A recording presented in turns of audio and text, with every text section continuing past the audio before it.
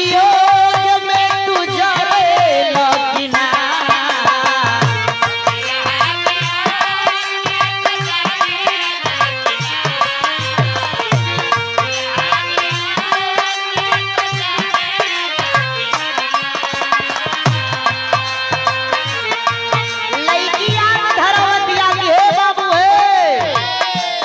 शुरुआत बा यही नाते याद आवेला कि ना कहे विरह वियोग में तू जरेला कि ना।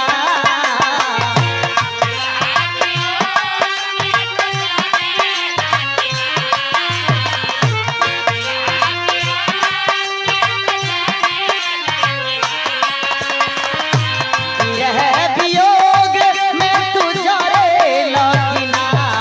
अपना पगली के याद बोला करेला कि ना।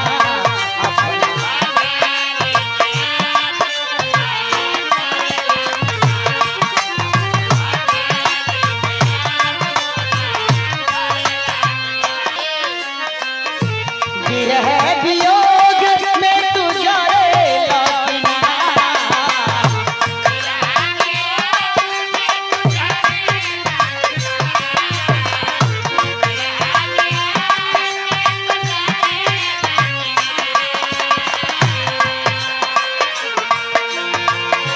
विरह वियोग में तू जरेला कि ना।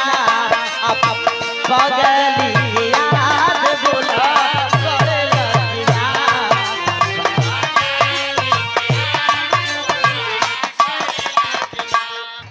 अपना पगली के याद बोला करेला कि ना।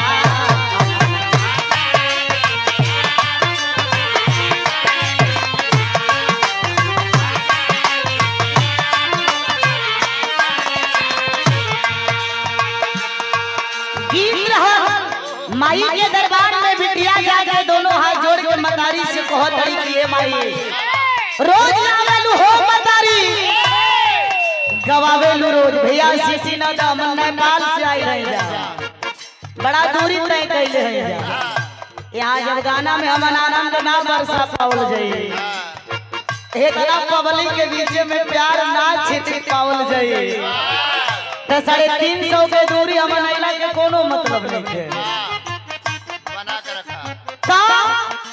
मतारी से फरियाद करे तड़ी दिए माई रोज गवावेलू हो माई बहुत ज्यादा धन दौलत ना मांगत है हो माई रोज गवावेलू आजो गवावे के होई।